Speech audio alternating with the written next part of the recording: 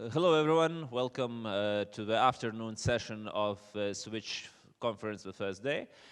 And we will kick it off with one of the discussions regarding, I think, very important subject, especially today, and especially if we can and want to have a look at what the future holds for us, because this is the thing that everybody uses, everybody has a vested interest into, and also there is a lot of unknown things about how the future will be developed.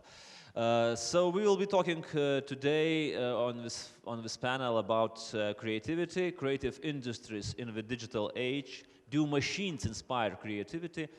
And various other stuff, including the copyright laws, including the various disputes between artists and users, and also the law and judicial stuff, and also other things. So let me, before I introduce my panelists, I would like also to remind you that we have a special hashtag for Twitter feed. It's hashtag SwitchWilnius.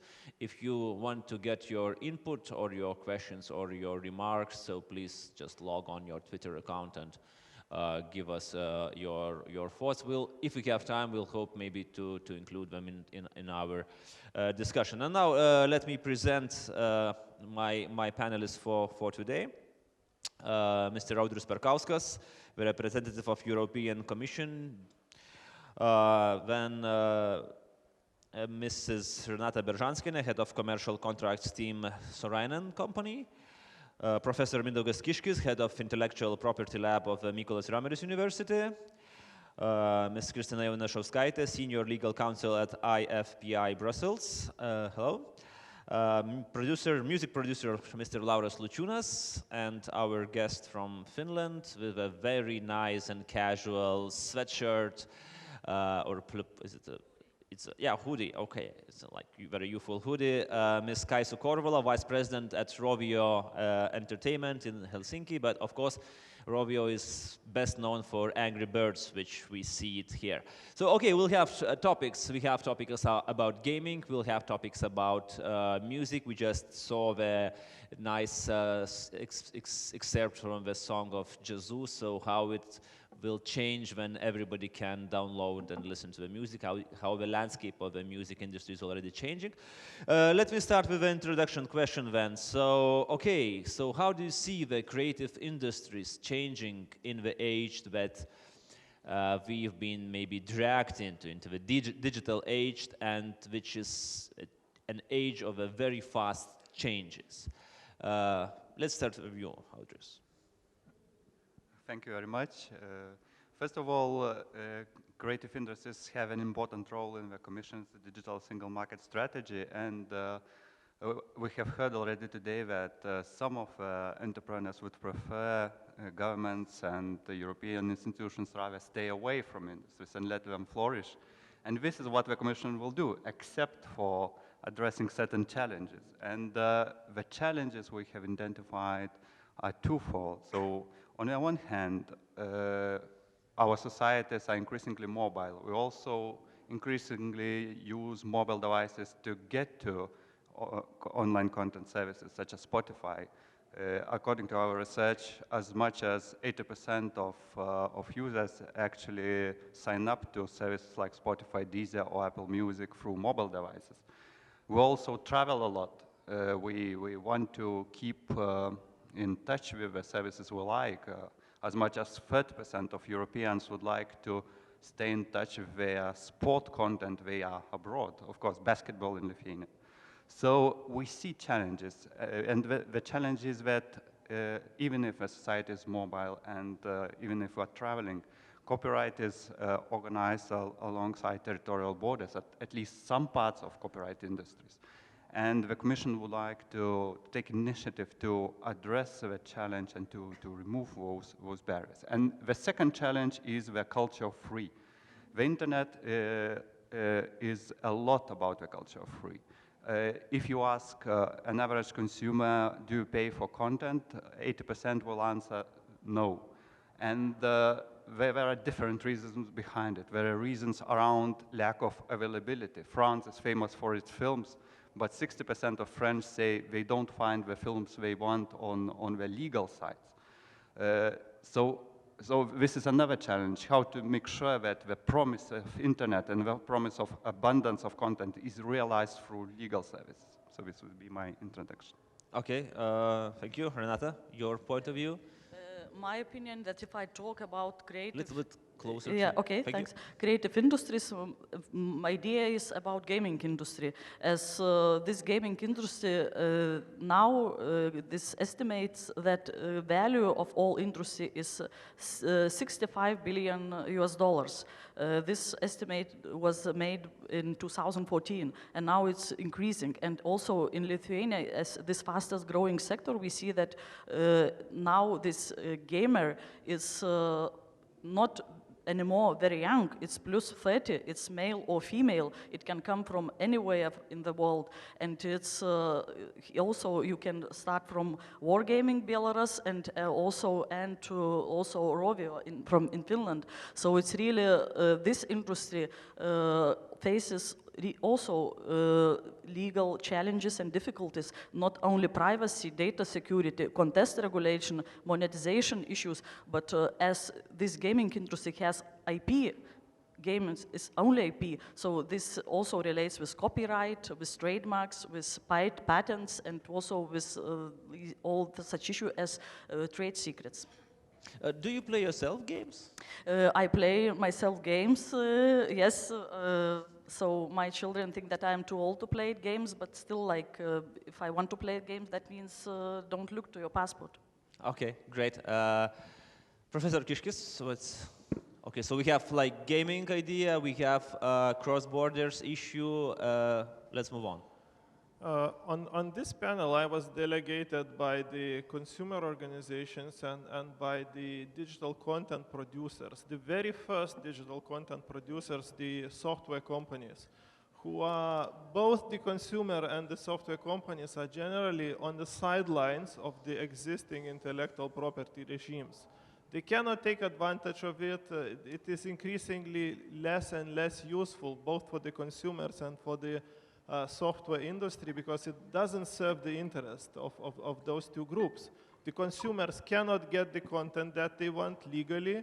They cannot access the content which is, trending globally, and especially in our countries like Lithuania and other small countries, we are left on the sidelines of the digital content revolution. Okay, thank you. Kristina? So as regards the music industry and specifically the music producers that I represent, of course I can say, and everybody needs to acknowledge, that the music industry has made a tremendous job to go digital in the last decade.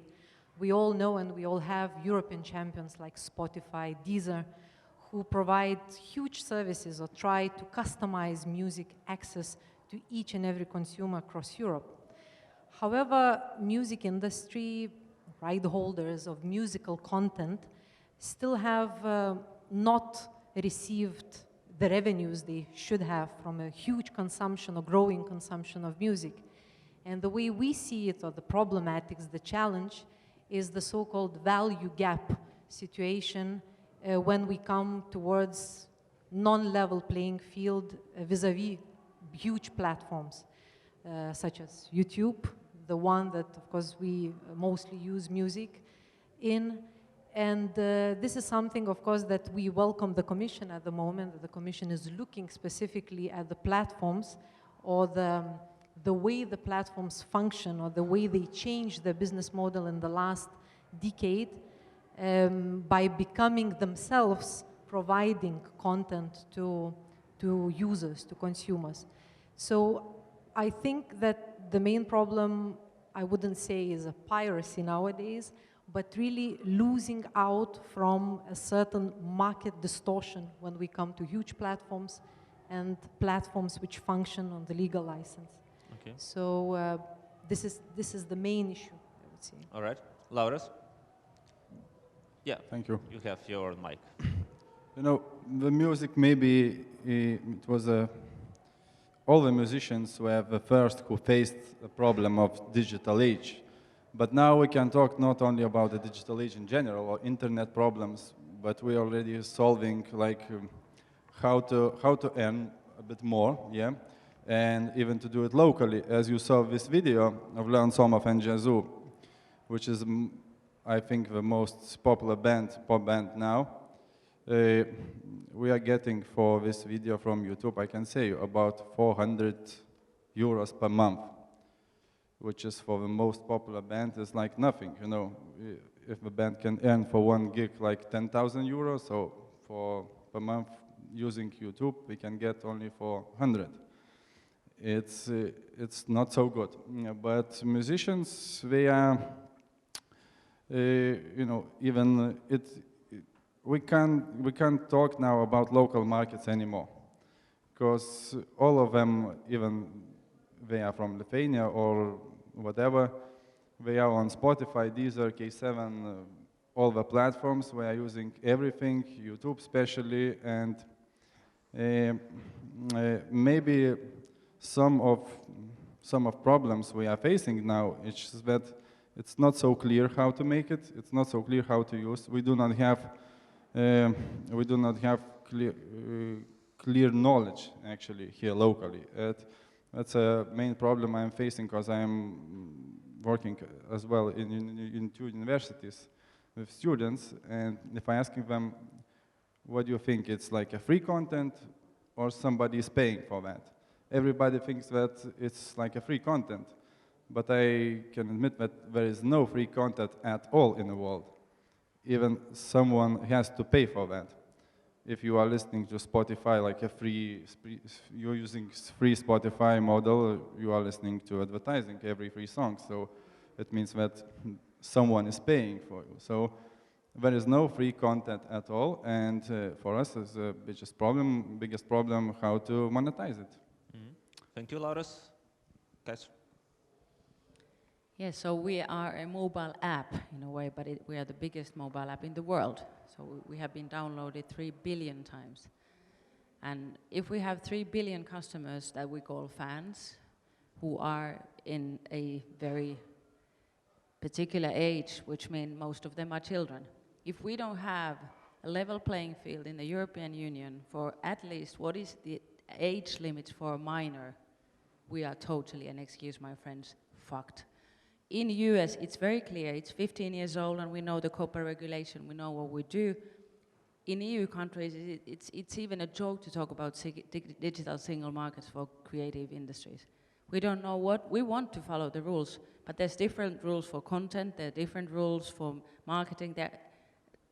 It's a mess, so nobody can actually be following the EU rules because there is no harmony.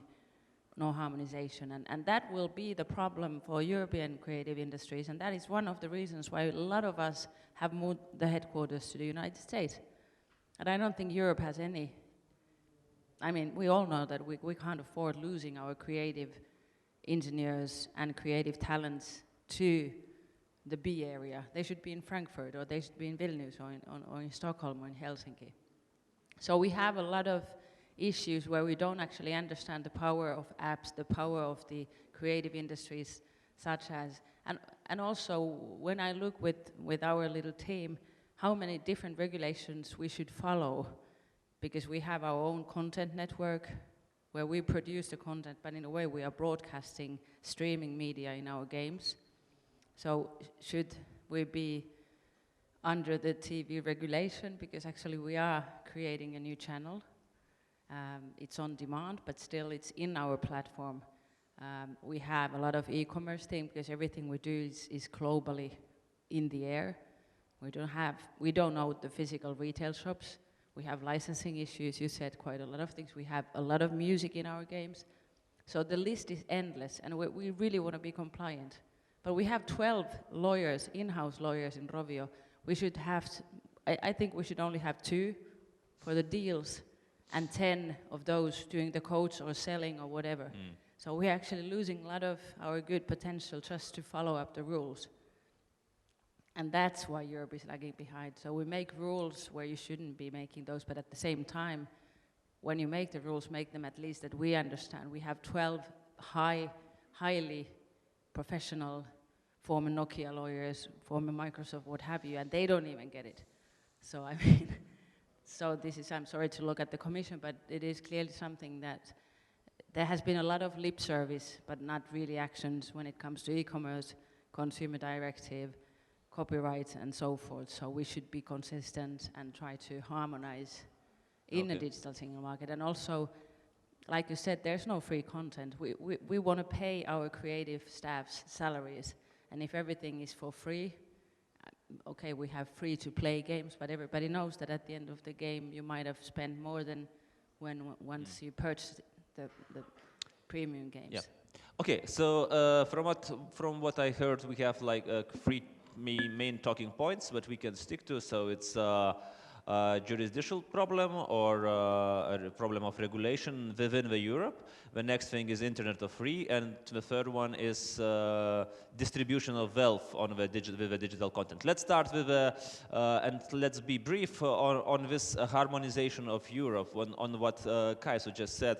Audrius, so are you really paying lip service, or does the EU and European Commission has a plan how to appease customers as well, users as well as business people?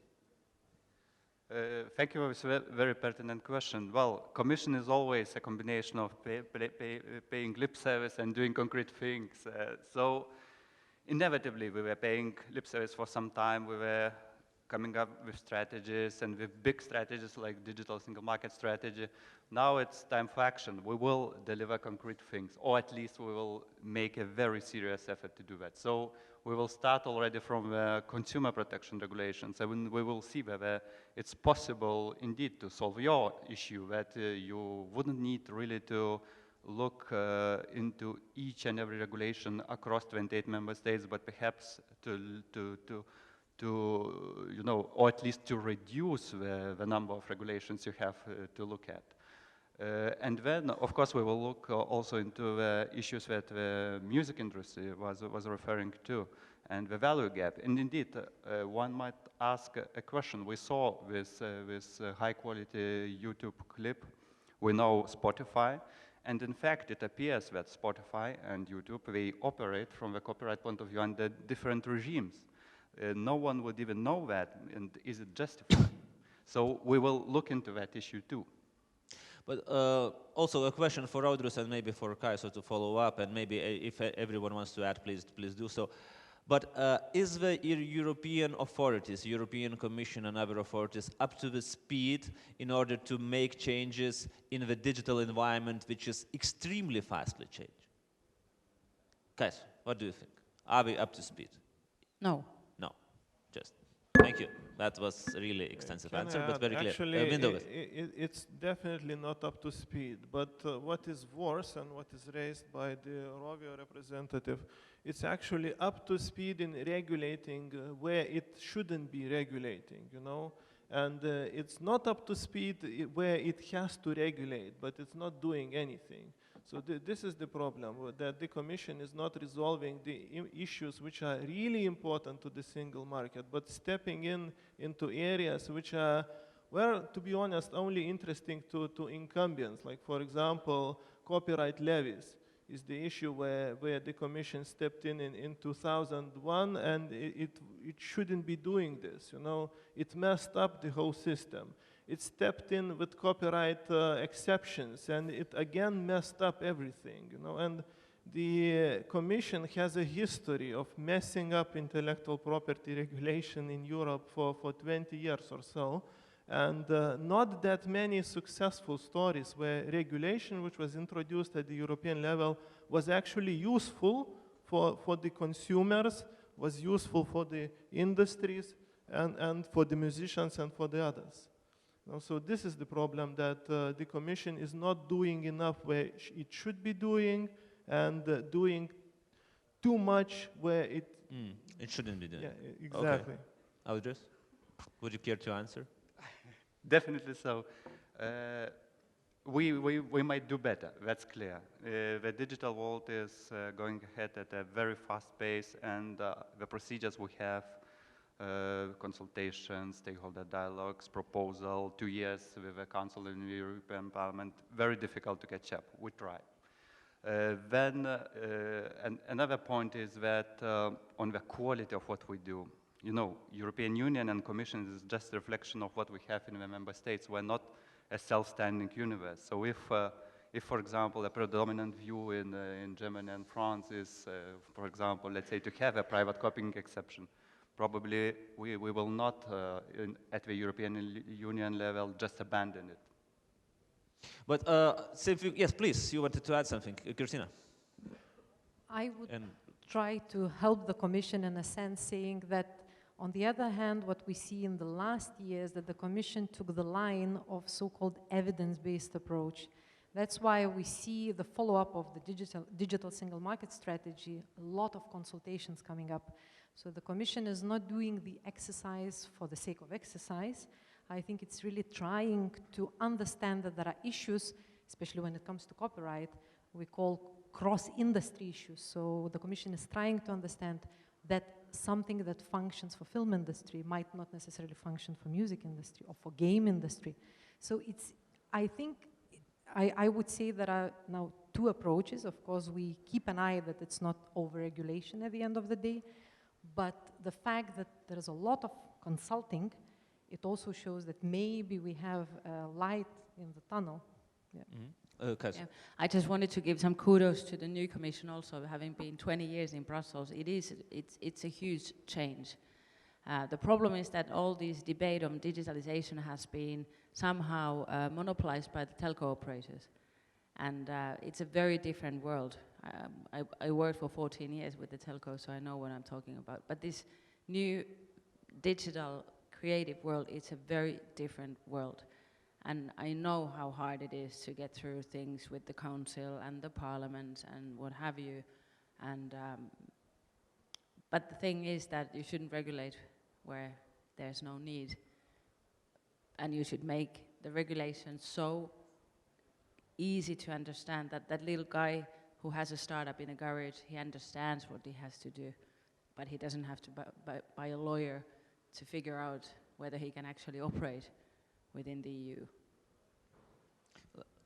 Yeah, please, and then Lauras. I don't think that we need to blame Commission. I think life is going on, nothing stops, and if it's real problem, this problem can be solved in courts. And also, as we see from ECJ decisions, also the last decision which was announced in Facebook versus this data safe harbor issues. So if it's problem, it's persons who are not capable of this problem, they are going and finding, and the court's decisions are moving even further, and they can create these precedents. So now it was decided by 6th of October that safe harbor is not anymore safe. In, for example, Premier League, it also was decided that this exclusive license, contrary to European Union competition law, if license agreement prohibits supply of decoder cards, this was also regulated but decided by courts in favor of consumers. So it's, I think this also court decision should be more lively issue than the pure regulation.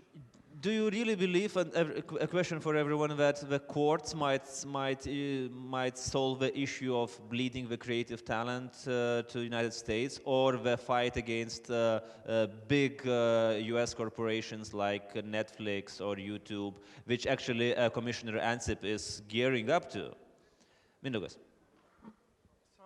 Sometimes I think yes, because the courts are the first to face the real life. All real life issues first go to court, and only then they go to the legislator, to the commission to consider. No, but the problem is that even when the courts do a right job, the commission and the legislator is very, very slow to correct on it, to implement, what the courts have suggested, what the courts have said. Now, I get back to this issue of copyright levies, for example. Already in 2008, the European Court of Justice said that copyright levies should only be for legitimate use of the digital content. Like in this hall right here, there is a couple of hundred of consumers who each of them has paid copyright levies. Do they know for what they have paid it? Do they know where this copyright levy goes? Who gets it? Who benefits from it? Lauras we wants to say like that. we together, you get we it, got right? some money from that, yeah. Yes, Okay, some money, but you know, we are still talking about the value gap. And for consumer, it is actually pretty substantial money. You know, we are talking about a few euros from each phone, from each CD, from each USB drive, and so forth. So where does this money go? Can anybody tell me?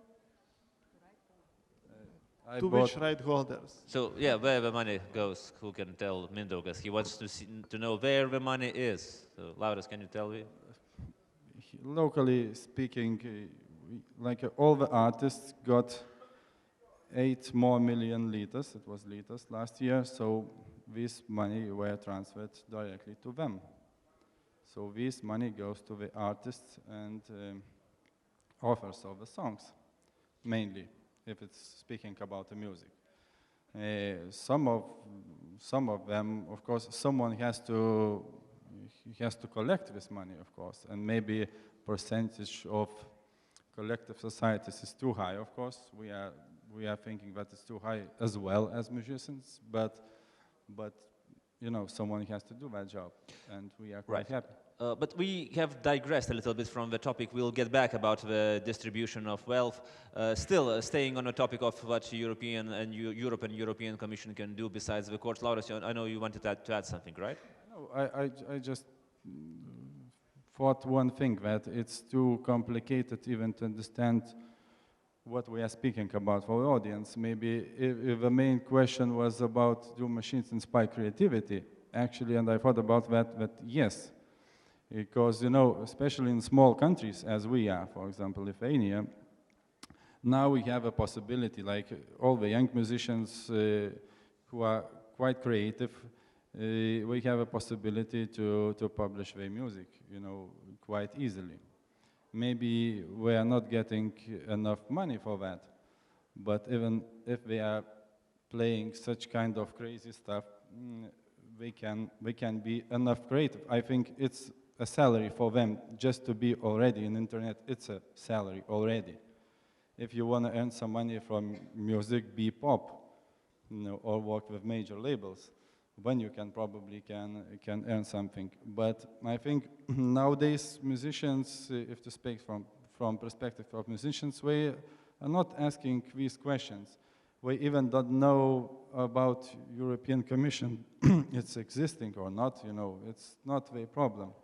Our problem is to collect some money, and if you're asking if it's inspiring us, it means yes. Even, do you remember Sony Walkman player? When it was founded by Sony, they thought what to do with that stuff, you know. We have a Walkman, what to play on that. When, after that, was created Sony Music, just to make some music to put into this player, you know. So machine goes first in some ways, and it inspires creativity.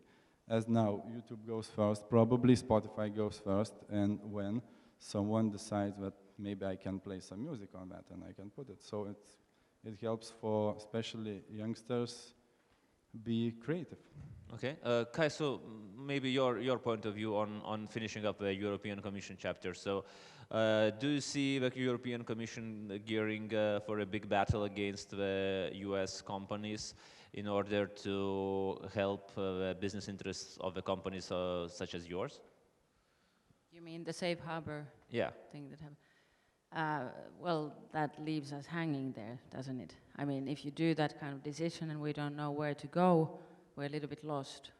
If you have your servers in the US and you have 4 billion users, so we should know what to do. So it is very tricky if you don't think all the way through what are the options, where should we go now. So legal certainty is the one that I'm just echoing here all the time. It's super hard. But with the safe harbor thing, where are we now actually? What do we do as companies? I don't know. Do you? Just take the mic, please. Our data protection agency don't know what to do, but my opinion that nobody will stop transferring data from EU to US. Only for this, companies will need more work to do, homework.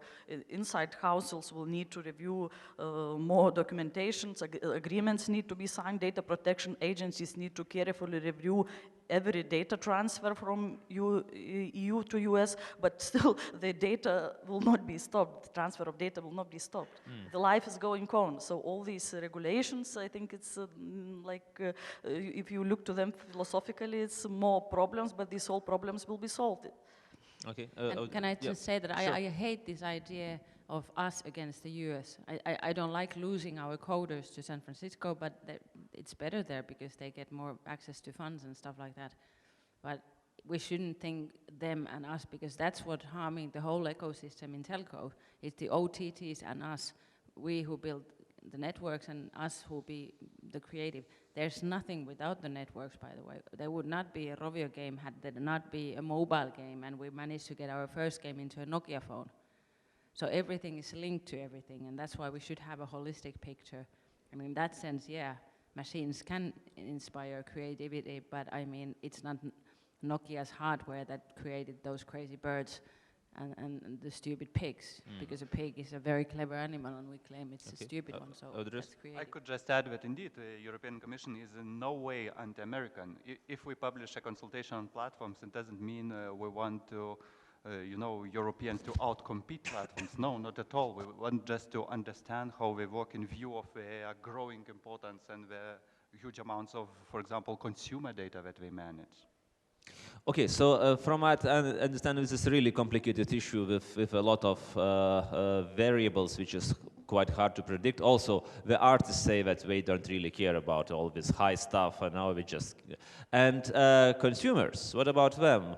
Basically, we want to get everything for free, so we are an internet of free. So this is very interesting territory we are living now, very interesting world, and how are regulators, how are businesses, how are artists are going to cope with that mindset of the user? The gaming platforms looks like they found that model, free-to-play games with added value and so on. So maybe, Kaiso, you can share a little bit on this topic, internet of free, or hidden internet of free. Well, I hate free-to-play, I have to say. I couldn't say that because of my position, but everybody knows my position within the company. It was so much business-wise to me, much clever to have the premium. You got the euro, you could play as much as you could. Legally also much more sort of viable solution. But the whole industry had moved into free-to-play, so we had to go also into free-to-play. Nobody likes the ads jumping at your face and stuff like that. So I believe that we will go back to some sort of channels. Like we launched last week an app which is called Toons TV, where we have our cartoons. It's a secure channel for kids. There is no harmful content, but you have to subscribe to it. It's on demand, but you have a subscription. So I think it will go back to sort of pay something and eat as much as you can. I'm not a true believer in the free-to-play because, like you said, there's no free content. But you think that after several years of just giving everything for free or so-called free to the consumers and letting them become used to this internet of free, you can just turn back and say, okay guys, and now you're gonna pay. We still have 3 billion downloads for our premium games, and it goes on all the time. We only have 50 million for the free-to-play.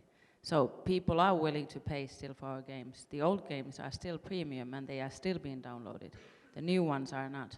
So we see that actually people are willing to pay, like in Spotify. I hate the ads, so I pay it, but I'm a bad customer. I would be better if I wouldn't pay because then they can sell the ads.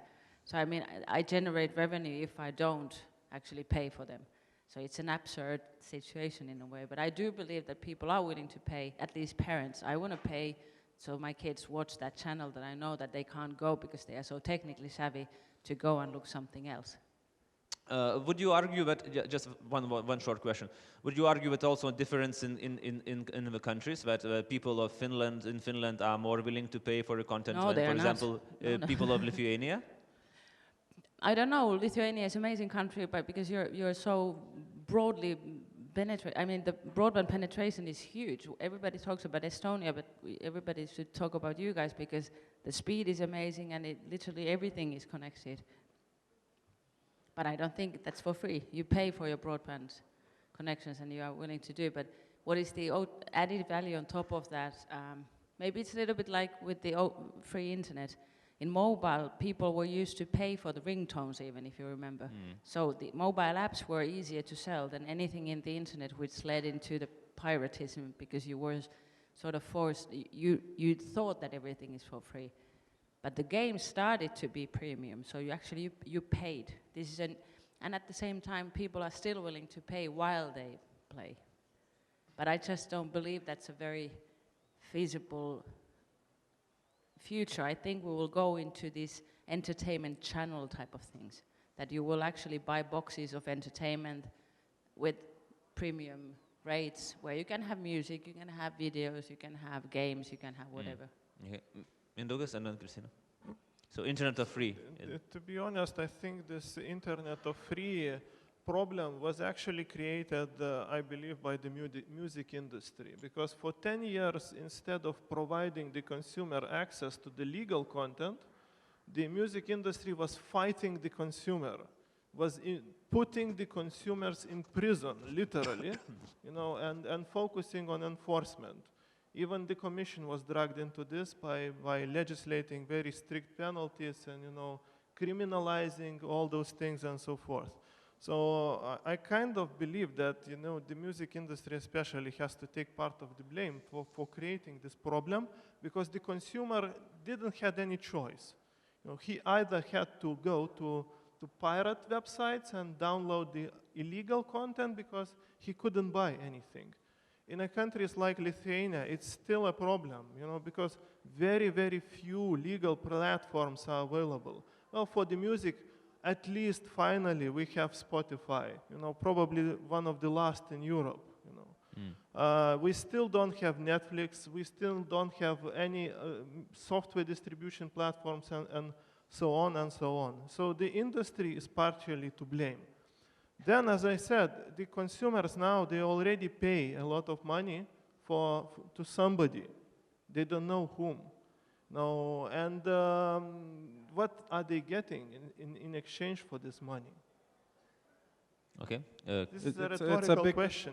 Sorry, I think it's a big advantage of Lithuania, because why we became such a strong country on internet, as you told, because we were able to steal programs for 10 years, and nobody was taking care of us, because we are small, and I think we should agree on that, because we were able to use very new programs every time on our computers.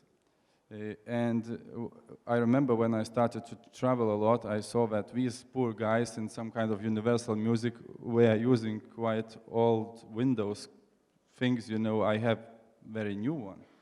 And now when we started to use like Apple products, as you see, because we can't see you at all, it's lights on us, but we can see that you have Apple computers. So when you are buying Apple, you are paying for the programs already in advance. Yeah? So we just started to be legal. The same happened, and the same happening with the music. Because we don't have Netflix, we are watching films for free. We are stealing them. And it's a huge advantage for Lithuania, because we have like all new TV series, everything we have here. Like nobody in Europe. Yeah, basically the speed of the internet is measured by the time that you need to download the newest movies. So if you can do it in 10 minutes, everybody you're in the fine. world, they forget, but it's such country as Lithuania, we exist in general. Nobody is giving a shit about us. So I mean, it's now everything is changing. European Commission is working, everybody is working, and we are trying to be legal enough already. And I think when Netflix will come to Lithuania, we have Spotify, we have Deezer. I think everything is legalizing. And yes, Okay. with Mindaugas we had a huge fight about that, like for 5 years, I remember. Right. Yeah? Okay, Kristina, you. Just coming back to the point of free services and not free services, of course, now looking at the digital music services, not only Spotify and Deezer, we are of course referring to them because these are the names we know best, but there are plenty of others really functioning and giving access to music across Europe. And these services distinguish, of course, because everything is about choice. Some people would choose free, some people would go for subscription services. There is a choice of free and non-free content. I think the issue nowadays is not that. The choice is there. I think the issue is, and maybe I'm jumping a little bit too far, but it's the issue of distribution of wealth. Because maybe we look from inside of the industry, but we see huge difference between business models that certain platforms function on and those which function on a different level. Exactly, Spotify and Deezer, the European platforms. And as I said, of course, it's easy to blame one industry and not to blame the other. And I wouldn't generalize that the problem was created by music industry as such. Of course, there was a lot of focus on piracy because, as a matter of fact, piracy was huge. And it took years to create digital music services such as Spotify and Deezer. If we try to create something like this, of course, that would take years. But again, this is not the issue nowadays. The issue is a bit different. Okay, Audris, you wanted to add Yes, something? I wanted to make a couple of points on that too. So first of all, indeed, legal services, attractive services like Spotify, Deezer, Netflix have a good track record in reducing piracy. So Christina's colleagues in Norway recently declared that they have solved the issue of piracy. If you look at the US 5 years ago, 30% of internet traffic was peer-to-peer. These days, those 30% is Netflix. So first, attractive legal services. But then, as a second step, you need to go after commercial pirates. Where, of course, I know there are all those film sites where you can just go, where you can even pay using, all the main Lithuanian banks. It shouldn't be so. Banks shouldn't be providing payment means to those sites, and the Commission is planning to go in that direction. Rena, you want to add something on this topic? I cannot answer. I can have only two comments. First, that nothing in this life is for free. At the end of the day, you still pay.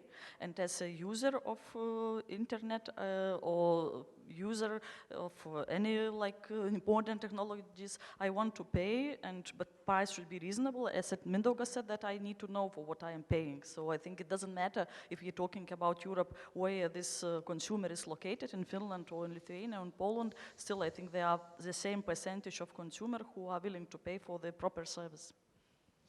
You think that doesn't really matter, whether it's old... If you talk about Europe, because I think it's still depending on GDP and some other, we can be our GDP can be lower in comparison with matured countries, but still I think the psychology and human society that if I want proper service, and so I think I can afford to pay, and to be also take into account number of luxury cars per capita driving in Finland or Lithuania. I think in Lithuania is a much higher percentage, so that means we have this luxury clientele.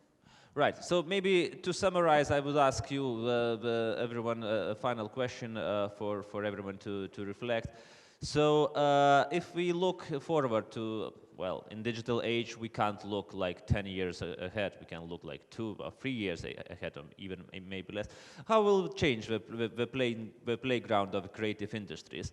And most importantly, from the viewpoint of the consumer. So basically, if the question is, will the coming of such services as Netflix would really reduce the piracy in Lithuania? That's just an example. Where would go my money which I would spend on gaming, on Angry Birds, on Spotify, on Game of Thrones, and so on and so on and so on? Okay, so what is your point of view for European market and for consumer? First of all, the consumer. So I can't tell about your local markets and what would happen. Yeah, we'll have that one. So. Yeah. So is it more your question about the consumer patterns within entertainment? Yeah, about the trend of consumer behavior, which are you trying to predict, especially in your industry, the gaming industry? I think you will have more fragmented time of spending with entertainment because you're always digitally somewhere. So you might play a little bit, you might listen a little bit, you might stream little Orange is New Black, whatever. So definitely Netflix will change a lot, but that's also how we sort of utilize we don't sit in front of a television for 4 hours. We do a lot of things, and we consume different things while working. Or if I look at my daughters, 10 and 14, they do homeworks and they have their screen on and they're chatting and they're multitasking with so many inspirations. So it's just very hard to understand what they will do in 4 years' time. And I think that is the thing. They are so digitally savvy that they are laughing at my face of my speed or lack of speed, and I'm rather technical, actually. And what will be the trend of consumer expenditure? Would you see that the consumer would be spending directly more on creative things, or indirectly, as we say, no, we get it for free, but we pay through advertising, all the hidden charges and But so on? don't you pay taxes like for the public broadcasters? You pay taxes, so it's in a way you are paying already. I don't know how it goes in here, but in Finland we pay quite a lot of taxes to get the public service. So I think the trend will be, there's a lot of pressure for the public service companies, especially in broadcasting side, to go more into this sort of non-linear thing that actually I want to see when I want to see, and you just provide it. What I see as a consumer pattern is that the telcos are losing it with their entertainment boxes. They're very expensive movies, while you could have actually Netflix for €9 per month and look. So that's again going to the channel thing. I think you will be paying, not a lot, but maybe €10 per month for entertainment. But it's still more than what you guys were stealing. Give me the address. I fly so much, so I can go and download some movies. Okay, thank you. Lauris? Yes, of course. I think the Netflix, when will come, it will change totally. Our situation in Lithuania here, because everybody is willing to be legal. In general, people don't want it to be like thieves. And nowadays, we must call the thief as a thief. It's not like an illegal user or customer, you know, it's a thief. So nobody wants to be thief. So I think it will change the situation as it's changed in music. Everybody now is using these at least 3 platforms which exist in Lithuania. Everybody's trying to use them. Nobody is downloading for free. It's not interesting anymore because everybody's multitasking, as you told, and especially kids, we have lots of accesses, so nobody's listening to the music albums anymore. Everybody's listening to the songs, you know. So one on YouTube, another on Spotify, the third one on Deezer and on iTunes. Even musicians were doing like this. And if anyone thinks that in a backstage after or before a concert, everybody is sitting and drinking Jack, smoking weed, no, everybody is on a phone now. But they can drink Jack and smoke weed and be on the phone at the same time. Yeah, because it's, you know, it's too much for musicians. All right, okay, I see your point. Yeah, thank you. Christina.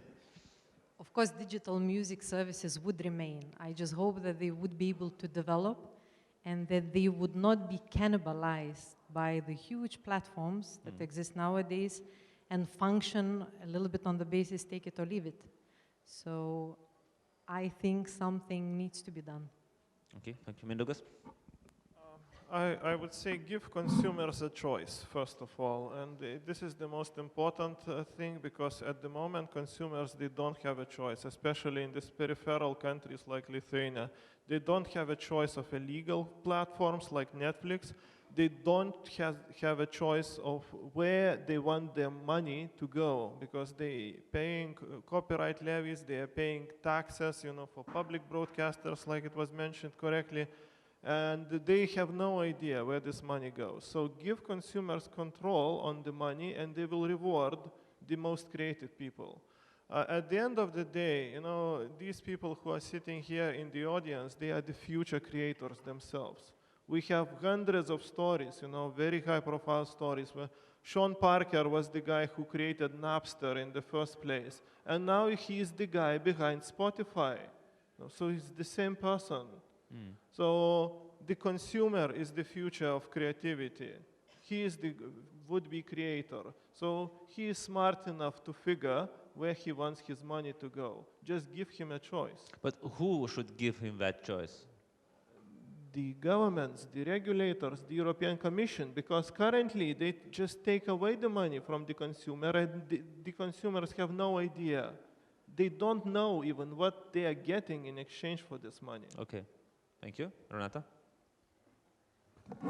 Opinions, consumers, you guys are very smart, you are really advanced, and I think your Andrew's question, whether directly or indirectly in future will be this money coming bigger portion. My guess, because I don't believe that there are any researchers, that will be directly, because indirect will be really noticed by these developed consumers, and direct with raising our awareness with sąmoningumas, I don't know how in English sąmoningumas. Self-awareness? Self-awareness of all these legal issues, I think they will be willing to pay directly. Okay, Audrius, your final word?